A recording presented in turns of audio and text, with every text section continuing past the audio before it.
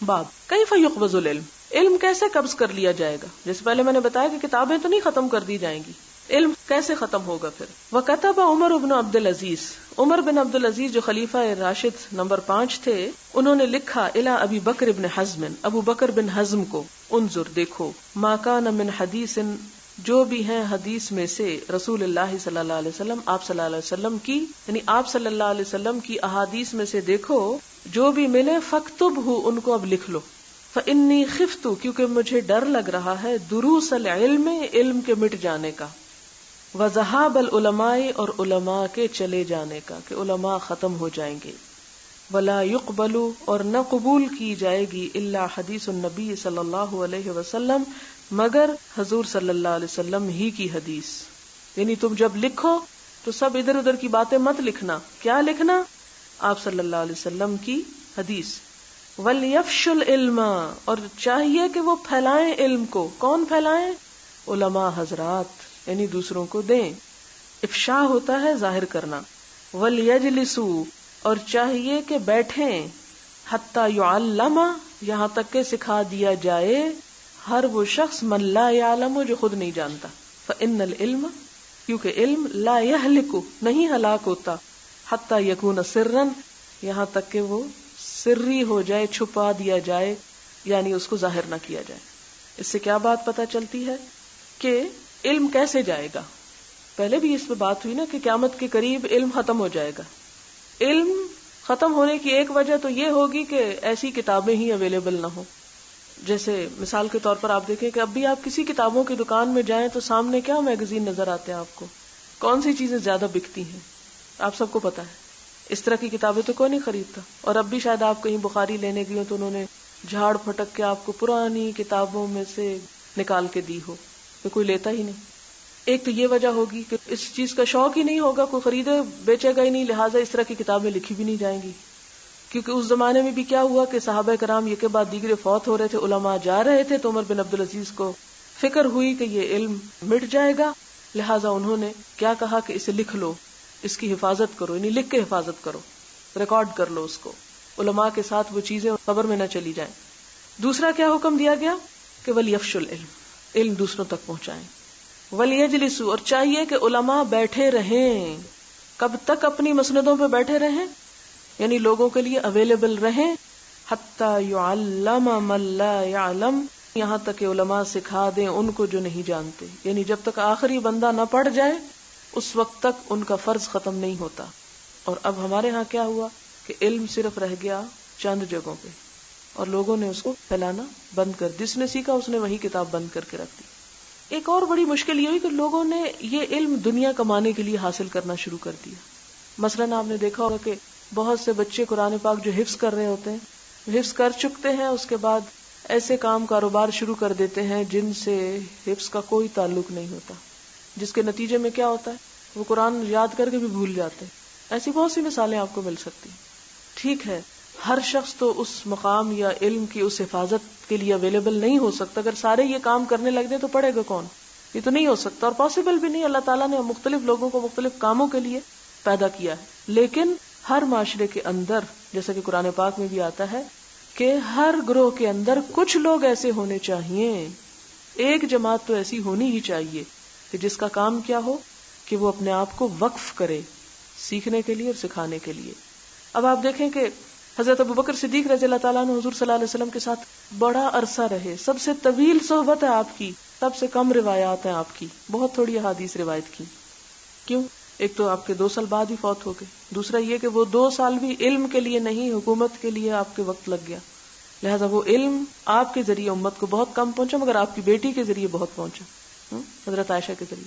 اسی طرح حضرت عمر، آپ دیکھتے کہ وہ ایک کے بعد ایک دن آتے تھے، علم کے اس مقام تک نہیں پہنچے جس تک ابو ہریرہ پہنچے، کیونکہ اتنا وقف نہ کر سکے اپنے آپ کو اپنی مجبوریوں کی وجہ سے. لہذا اس کے بعد شاید اللہ تعالیٰ نے ان سے وہ کام لینا تھا جو کسی اور سے نہیں لینا تھا، تو انہوں نے ایک عادلانہ حکومت قائم کر کے امت کو وہ کچھ دیا جو دوسرے لوگوں نے نہیں دیا.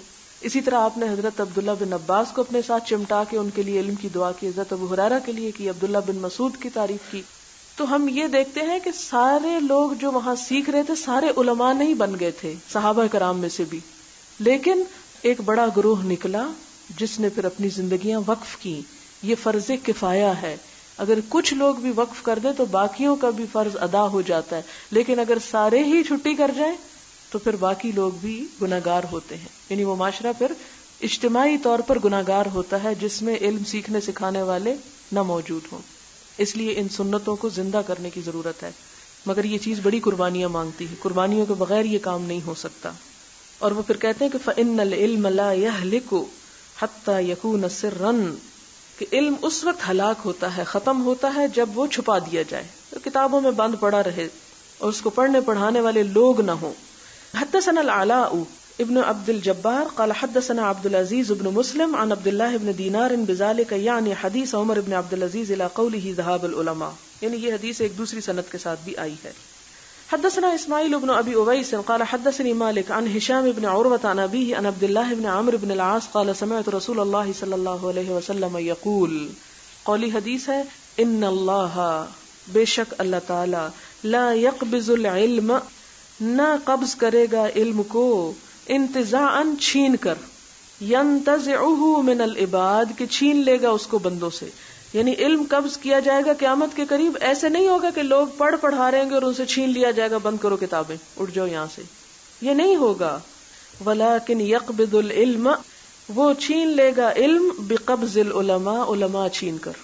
یعنی جب دنیا سے علماء فوت ہو جائیں گے اور ان کے پیچھے خلفاء نہیں آئیں گے، ان کے وارث نہیں آئیں گے اور لوگ نہیں اٹھیں گے، ان کے آگے اس مسند کو سنبھالنے والے نہیں ہوں گے، جس کے نتیجے میں جب ایک عالم اٹھے گا تو جگہ خالی ہو جائے گی اور لوگ گھروں کو چلے جائیں گے. اس لیے کیا ضروری ہے، کیا لازم ہے، کیا کیا جائے کہ ایک کے بعد ایک پیدا ہوتا چلا جائے، ایک کے بعد ایک اس کام کا بیڑا اٹھاتا چلا جائے تاکہ علم ختم نہ ہونے آئے.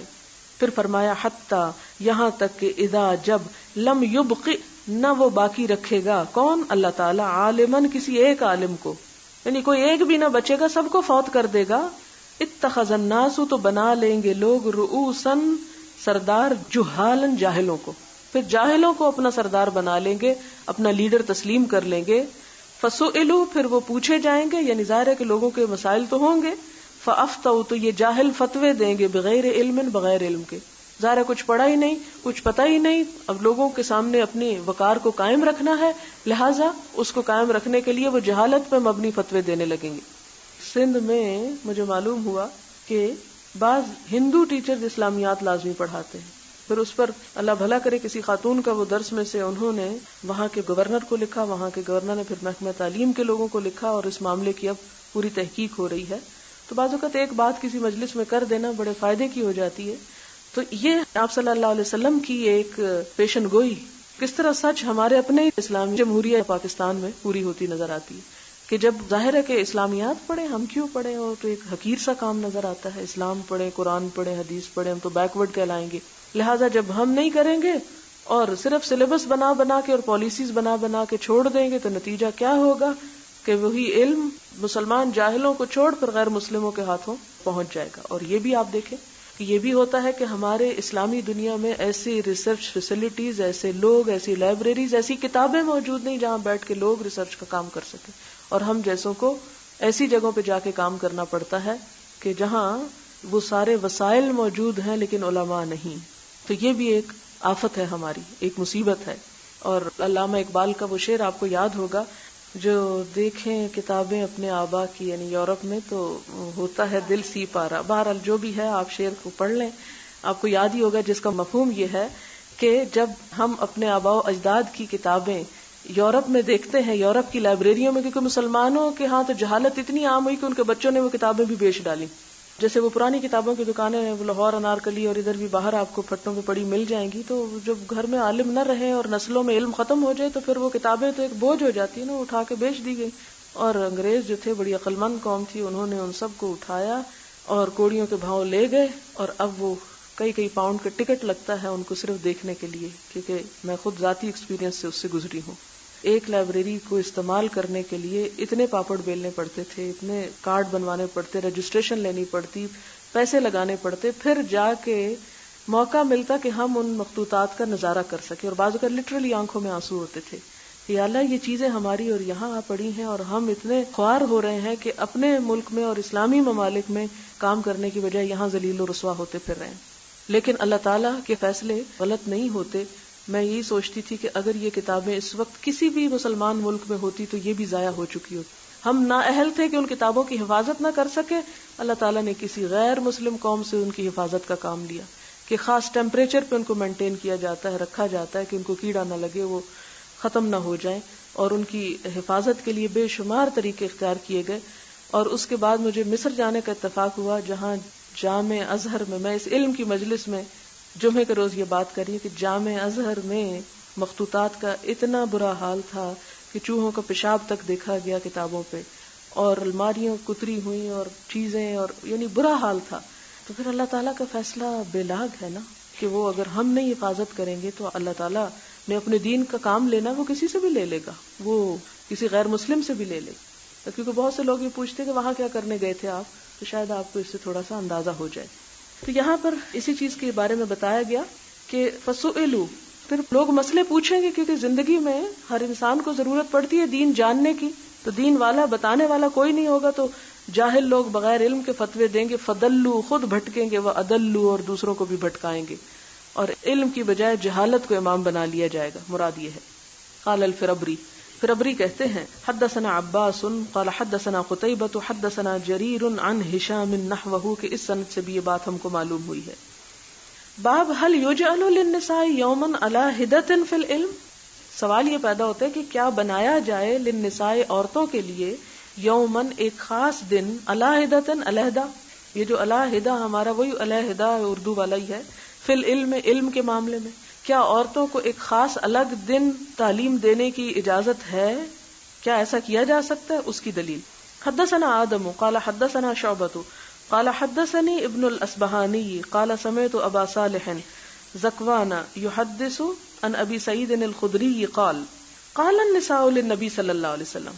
ایک مرتبہ عورتیں نبی صلی اللہ علیہ وسلم سے کہنے لگیں, غلبنا, غالب آ گئے ہیں ہم پر, علیک, آپ کے مقابلے میں, الرجال, مرد, یعنی مردوں نے ہمارا راستہ تنگ کر دیا ہے, ہر وقت آپ کے ارد گرد بیٹھے رہتے ہیں, لہذا آپ کے پاس آنے میں, یعنی غلبنا, غالب آ گئے ہم پر, علیک, آپ تک پہنچنے میں, الرجال, مرد, یعنی جب ہم جاتے ہیں مرد آپ کے ارد گرد ہوتے ہیں.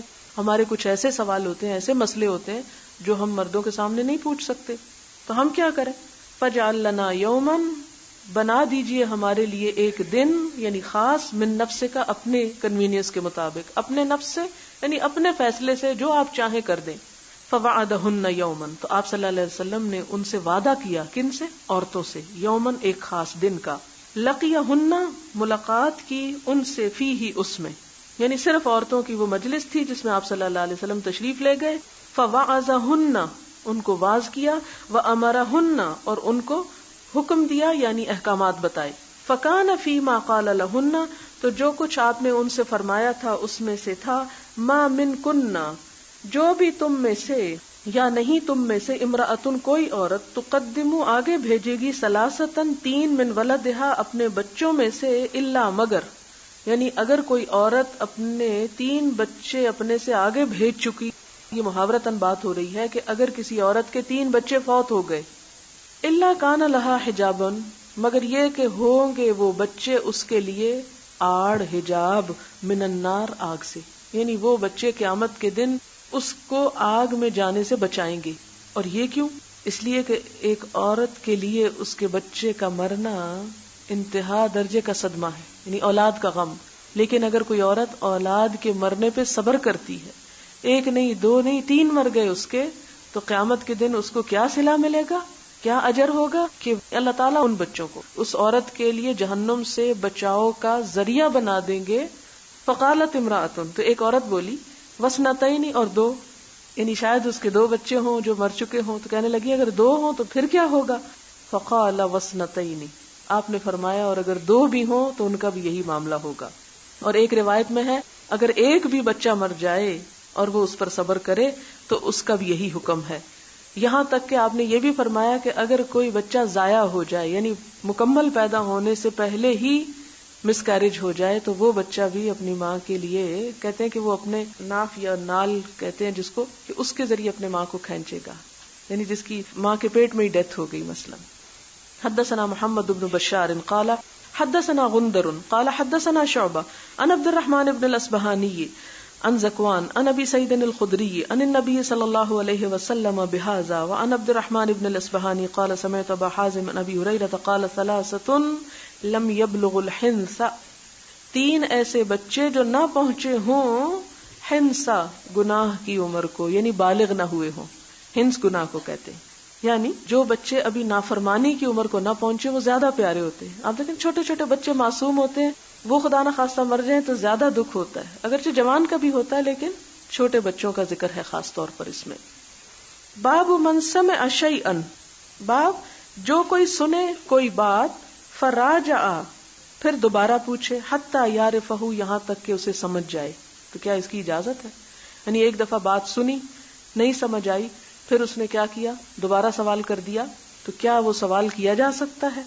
حدثنا سعید بن ابی مریم قال اخبرنا نافع بن عمر قال حدثني ابن ابی ملیکۃ ان عائشہ زوج النبی صلی اللہ علیہ وسلم کہ حضرت عائشہ رضی اللہ تعالی عنہا کی عادت کیا تھی، کانت تھی، لا تسمع شیئا نہ سنتی کوئی بات، لا تعرفہ کہ جس کو نہ سمجھتی تھی، الا راجعت فیہ مگر یہ کہ وہ لوٹتی تھی اس میں، حتی تعرفہ یہاں تک کہ سمجھ جائیں اس کو. یعنی حضرت عائشہ رضی اللہ تعالی عنہا کی عادت کیا تھی کہ اگر کوئی بات سنتی پھر ان کو وہ بات سمجھ نہ آتی تو کیا کرتی، اس کی مراجعت کرتی، یعنی دوبارہ اس کو سمجھنے کی کوشش کرتی، ریپیٹ کرتی یا ریوائز کرتی حتیٰ کہ وہ سمجھ جائیں. راجع کا مطلب ہوتا پلٹنا، ریویژن کرنا، دوبارہ پوچھنا، یہ سب چیزیں اس میں آتی ہیں. وَأَنَّ النَّبِيَّ صلی اللہ علیہ وسلم قال، اور ایک مرتبہ نبی صلی اللہ علیہ وسلم نے فرمایا، من حوسب جس کا حساب لیا گیا، عذب عذاب دیا گیا، یعنی قیامت کے دن جس سے سوال کر لیا گیا وہ مارا گیا. قالت عائشہ، تو یہ بات سن کر آپ صلی اللہ علیہ وسلم کی زبان سے حضرت عائشہ نے پوچھا، فقلت کہتی ہیں میں نے پوچھا، اولیس یقول اللہ تعالی کیا نہیں اللہ تعالیٰ فرماتے فسوف یحاسب حسابا یسیرا کہ اس کا آسان حساب لیا جائے گا. یعنی آپ صلی اللہ علیہ وسلم نے کیا فرمایا، جس سے پوچھا گیا وہ مارا گیا. حضرت عائشہ کہتی نہیں یہ بھی آیا ہے قرآن میں کہ اس کا آسان حساب ہوگا، تو مارا تو نہیں گیا. یعنی ذرا بات میں کنٹرڈکشن محسوس ہوئی. قالت کہنے لگی، فقال کہ آپ صلی اللہ علیہ وسلم نے فرمایا، انما ذالک العرض کہ یہ عرض کرنا ہے، پیش کرنا ہے، اس کو بتا دینا ہے، جتلا دینا ہے. یعنی اس آیت کا مطلب کیا، فسوف یحاسب حسابا یسیرا کہ انسان کو اس کے گناہ بس دکھا دیے جائیں کہ یہ تھے تم، یہ ہے آسان حساب. ولیکن من نوقش لیکن جس سے نقاش کیا گیا، کھینچا تانی کی گئی، پوچھ لیا گیا، الحساب حساب یہلک وہ تو ہلاک ہوگا ہی. یعنی اگر کسی سے سوال کر لیا گیا کہ یہ کام کیوں کیا تھا جو نہ کرنے کا تھا، یا کیوں نہ کیا جو کرنے والا تھا، اس کے پاس پھر جواب نہیں ہوگا، وہ پھر پکڑا گیا. تو آسان حساب کا مطلب کیا ہے کہ گناہ دکھا کے پوچھا نہ جائے، جس سے ایک بھی سوال پوچھ لیا گیا وہ ہلاک ہو گیا. تو یہ حضرت عائشہ بہت عقل مند تھی، بہت ذہین تھی، اور ہر بات کو اچھی طرح سمجھنے کی کوشش کرتی تھی. اور اللہ تعالیٰ نے شاید ان کو پیدا بھی اسی لیے کیا تھا کہ امت کی آپ صلی اللہ علیہ وسلم کی وفات کے بعد 48 سال تک خدمت کریں.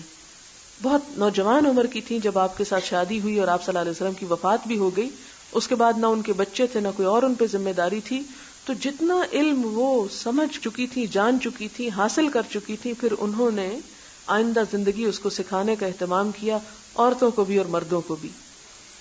باب لیبلغ العلم الشاہد الغائبہ، چاہیے کہ پہنچا دے علم کو الشاہد حاضر شخص، کس کو، الغائبہ غائب کو، یعنی جو شخص سامنے موجود ہو بات سنتے وقت اسے علم کی بات اس شخص تک پہنچانی چاہیے جو وہاں سے غائب ہو، جو چھٹی پر ہو، جو ایبسنٹ ہو، جو نہ آیا ہو، جو موجود نہ ہو. سمپل معنوں میں کیا مراد ہے کہ جس کو علم کی کوئی بات پتہ چل جائے وہ اس کو بتا دے جس کو نہیں پتا.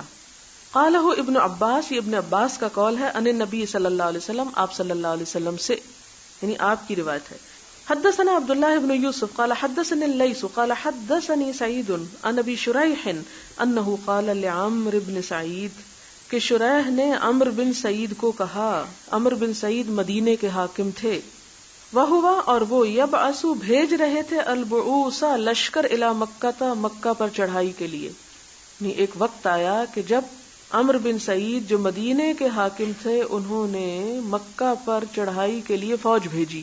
تو ان کو بتایا کس نے؟ ابو شریح نے. کیا کہا؟ اذن لی، اجازت دیجئے مجھ کو، ایھا الامیر، اے امیر، احدث کا میں بیان کروں آپ کو، قولاً ایک قول، ایک بات، قام بہ النبی صلی اللہ علیہ وسلم، جس کو آپ صلی اللہ علیہ وسلم نے عرض کیا تھا، بیان فرمایا تھا، یعنی آپ نے اس کو بتایا تھا. کب بتایا تھا؟ الغد من یوم الفتح، یعنی فتح مکہ سے اگلے دن. غد کہتے ہیں نا کل کو، یعنی فتح مکہ کی کل کو بتایا تھا، اگلے دن بتایا تھا. سمعتہ، سنا تھا اس بات کو، اذنایا، میرے دونوں کانوں نے، یعنی آپ اس وقت نہیں تھے، میں وہاں موجود تھا، میرے دونوں کانوں نے بات سنی تھی. ووعاہ، اور یاد کر لیا تھا اس کو، قلبی، میرے دل نے. وابصرتہ، اور دیکھا تھا اس کو، عینایا، میری دونوں آنکھوں نے. کس کو؟ آپ صلی اللہ علیہ وسلم کو، جب آپ بات فرما رہے تھے. حین تکلم بہ، جب اس بات کو آپ نے فرمایا. حمد اللہ واثنى علیہ، اللہ تعالیٰ کی حمد و ثنا بیان کرنے کے بعد فرمایا تھا. ثم قال، کیا فرمایا تھا؟ ان مکہ، کہ بے شک مکہ، حرمہ اللہ، اللہ نے اس کو حرام کر دیا ہے، یعنی حرمت والا شہر ہے، اس میں لڑائی فساد نہیں ہو سکتا. ولم یحرمها الناس، اور نہیں حرام کیا تھا اس کو لوگوں نے، یعنی مکہ کی حرمت لوگوں نے نہیں بنائی، یہ کس کی بنائی ہوئی ہے؟ اللہ کی بنائی ہوئی ہے. حرمت کا کیا معنی ہے؟ کہ اس کے امن کا احترام کیا جائے، اس کے رہنے والوں کو یا اس کے اندر جو کچھ بھی موجود ہے اس کو خراب نہ کیا جائے. فلا یحل لامرئ، کسی شخص کے لیے حلال نہیں، یؤمن باللہ والیوم الآخر، جو اللہ اور یوم آخرت پر ایمان رکھتا ہو، ان یسفکا، کہ بہائے، بہا، دمن، اس میں خون، یعنی کسی مومن کو اس میں کسی کا خون بہانے کی اجازت نہیں. ولا یعضد، اور نہ کاٹے، بہا شجرتن، اس کے درخت کو. نہ صرف یہ کہ انسان وہاں قتل کرنے کی اجازت نہیں، بلکہ درخت بھی کاٹنے کی اجازت نہیں. فإن احد، پھر اگر کوئی ایک، ترخص، رخصت لے، یعنی دلیل لے، لقتال رسول اللہ صلی اللہ علیہ وسلم فیہا، کہ اس میں نبی صلی اللہ علیہ وسلم فوج لے کر گئے تھے فتح مکہ کے موقع پر قتال کے لیے.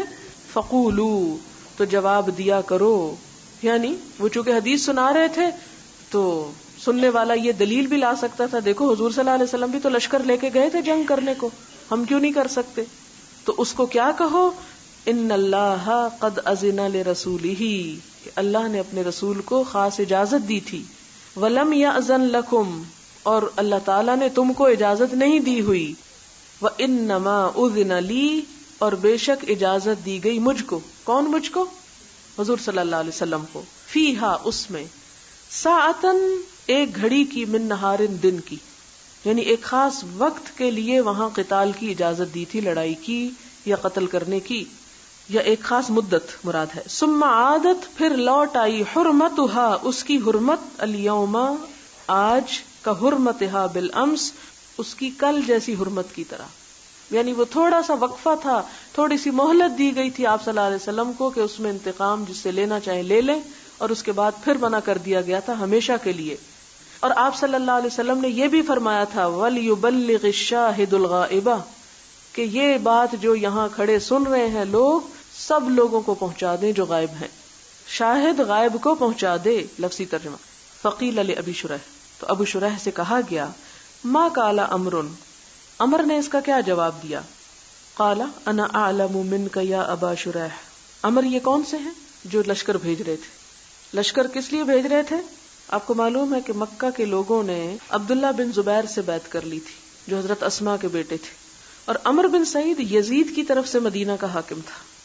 تو وہ کیا چاہتا تھا کہ عبداللہ بن زبیر کی بیعت کو ختم کر کے یزید کا حکم وہاں نافذ کیا جائے. لوگ نہیں مان رہے تھے تو اس نے لشکر بھیج کے لوگوں کو زبردستی منوانا چاہا. تو ابو شریح نے جب یہ حدیث سنائی تو جواب میں اس نے کیا کہا؟ انا اعلم منک، میں تجھ سے زیادہ جانتا ہوں، مجھے زیادہ پتا ہے. ان مکہ، بے شک مکہ لا تعیز عاصیا نہیں پناہ دیتا کسی گناہگار کو، ولا فارن بدم اور نہ کسی بھاگنے والے کو ساتھ خون کے، ولا فارن بخربت اور نہ کسی بھاگنے والے کو ساتھ چوری کے۔ مراد اس سے کیا ہے کہ ان مکہ لا تعیز عاصیا، مکہ کسی گناہگار کو پناہ نہیں دیتا، اور نہ اس کو جو کسی کا خون کر کے بھاگا ہوا ہو، اور نہ اس کو جو کوئی چوری کر کے، خربہ کہتے ہیں چوری کو، چوری کر کے بھاگا ہوا ہو۔ ٹھیک ہے، تو اس سے مراد یہ ہے کہ مکہ جو ہے اس میں ان تین لوگوں کا خون بہایا جا سکتا ہے۔ ٹھیک ہے، یعنی اگر کوئی قتل کر کے گیا ہے وہاں تو اس پہ حد جاری ہو سکتی ہے مکہ کے اندر، اگر کوئی چوری کر کے گیا تو ہاتھ کاٹا جا سکتا ہے مکہ کے اندر۔ ٹھیک ہے، یہ مراد ہے۔ اچھا، یہ جو بات ہے نا العلم منکا، یہ بڑی خطرناک ہے، اور آج کل بھی بہت سے ایسے لوگ مل جاتے ہیں جن کو آپ حق بات بتائیں تو کہتے ہیں ہمیں پتہ ہے، آپ چپ رہیں۔ حدثنا عبداللہ بن عبد الوہاب قال حدثنا حماد عن ایوب عن محمد عن ابن ابی بکرۃ ذکر النبی صلی اللہ علیہ وسلم کہ ابو بکرہ نے نبی صلی اللہ علیہ وسلم کا ذکر کیا، قال کہا فإن دماءکم واموالکم کہ بے شک تمہارے خون اور تمہارے مال، قال محمد تو محمد بن سیرین کہتے ہیں وأحسبہ قال اور میں سمجھتا ہوں کہ آپ نے یہ بھی کہا تھا وأعراضکم اور تمہاری عزتیں، علیکم حرام تم پر حرام ہیں، کحرمت یومکم ھذا تمہارے اس دن کی حرمت کی طرح، یعنی اس دن کی حرمت کی طرح، فی شہرکم ھذا تمہارے اس مہینے کی حرمت کی طرح۔ اس حدیث سے ملتی جلتی پیچھے گزر چکی ہے۔ الا لیبلغ الشاہد منکم الغائب خبردار تم میں سے جو حاضر ہیں وہ غائب کو بتا دیں۔ وکان محمد یقول اور محمد بن سیرین کہا کرتے تھے صدق رسول اللہ صلی اللہ علیہ وسلم کان ذالک کہ آپ صلی اللہ علیہ وسلم نے سچ فرمایا جب یہ کہا تھا الا هل بلغت کیا میں نے پہنچا دیا، مرتين دو مرتبہ، یعنی سب کچھ آپ نے پہنچا دیا تھا، یعنی آپ نے پہنچایا تو آپ کی امت پہ بھی کیا لازم ہے کہ جو اس کو پہنچے وہ آگے پہنچا دے، اسے امانت سمجھے دوسروں کی۔ باب اسم گناہ کا بیان، من کذب علی النبی صلی اللہ علیہ وسلم اس شخص کے جو حضور صلی اللہ علیہ وسلم پر جھوٹ بولے، یعنی جو آپ صلی اللہ علیہ وسلم سے کوئی بات منسوب کر کے روایت کرے حالانکہ وہ آپ نے نہ فرمائی ہو، تو ایسے شخص کا کیا حال ہوگا۔ حدثنا علی بن الجعد قال اخبرنا شعبۃ قال اخبرنی منصور قال سمعت ربعی ابن خراش یقول سمعت علی یقول، ربعی روایت کرتے ہیں کس سے؟ حضرت علی سے، کہتے ہیں قال النبی صلی اللہ علیہ وسلم کہ آپ صلی اللہ علیہ وسلم نے فرمایا لا تکذبوا علی مجھ پر جھوٹی بات مت باندھو، یعنی مجھ سے جھوٹ مت روایت کرو، مراد یہ ہے فإنہ من کذب علی جس نے مجھ سے کوئی جھوٹی بات روایت کی فلیلج النار چاہیے کہ آگ میں داخل ہو جائے۔ یہ حدیث متواتر حدیث ہے، 70 سے زیادہ صحابہ کرام نے اس کو روایت کیا ہے۔ حدیث کا مطلب کیا ہے؟ جو آپ صلی اللہ علیہ وسلم پر جھوٹ باندھے گا، جھوٹی بات آپ کی طرف منسوب کرے گا، اس کا ٹھکانہ آگ ہے۔ حدثنا ابو الولید قال حدثنا شعبہ عن جامع ابن شداد عن عامر ابن عبداللہ ابن الزبیر عن ابیہ قال قلت للزبیر انی لا اسمعک تحدث عن رسول اللہ صلی اللہ علیہ وسلم کما یحدث فلان و فلان۔ حضرت عبداللہ بن زبیر جو ہیں وہ اپنے باپ حضرت زبیر سے کہتے ہیں کہ لا اسمعک میں نہیں سنتا تجھ کو، تحدث عن رسول اللہ کہ تم حدیثیں بیان کرو آپ صلی اللہ علیہ وسلم سے، کما یحدث جیسا کہ حدیث بیان کرتے ہیں فلان و فلان، یعنی تم کیوں تھوڑی حدیثیں بتاتے ہو، باقی لوگ تو اتنی حدیثیں سناتے ہیں آپ صلی اللہ علیہ وسلم کی۔ قال تو انہوں نے کیا جواب دیا، اما انی لم افارقہ کہ سنو میں نے آپ کو نہیں چھوڑا تھا، ولیکن سمعتہ لیکن میں نے سنا تھا آپ کو کہتے، یعنی میں آپ سے الگ نہیں رہا تھا، میں آپ کے صحابہ میں سے ہی تھا، آپ کے ساتھ رہتا تھا، لیکن میں نے آپ صلی اللہ علیہ وسلم کو یہ فرماتے ہوئے سنا تھا، کیا من کذب علی جس نے مجھ پہ جھوٹ بولا فلیتبوأ مقعدہ من النار اسے چاہیے کہ آگ میں اپنا ٹھکانہ بنا لے یا آگ میں سے اپنا ٹھکانہ لے لے۔ اس سے کیا پتہ چلتا ہے کہ آپ صلی اللہ علیہ وسلم کی احادیث کو بڑے احتیاط کے ساتھ روایت کرنا چاہیے، جو آپ نے نہیں فرمایا وہ آپ کے ذمہ نہیں کرنا چاہیے، اگر وہ کسی صحابی کا قول ہے تو صحابی کی طرف اس کو منسوب کرنا چاہیے۔